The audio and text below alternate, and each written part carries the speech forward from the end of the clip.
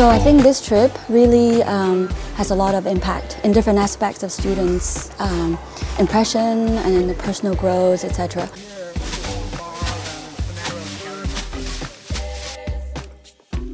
Especially during this afternoon's activity, the hiking through village to village.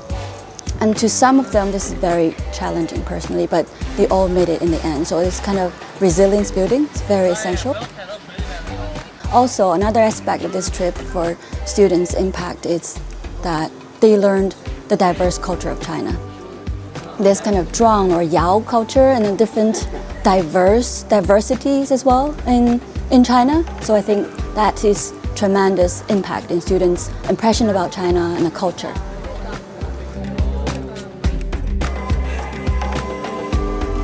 I think it's very it's surprising that how old the people who are working are. They're working from morning to evening, every year, every day. It's very inspirational and very surprising how healthy and hardworking the older generations here are.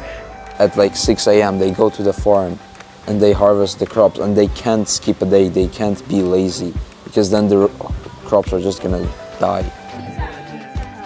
The old lady in the house who's who's already 94 years old, who's still willing to stay in the village and take care of the house. She have a very healthy lifestyle, so I was wondering maybe that's the trick of long life.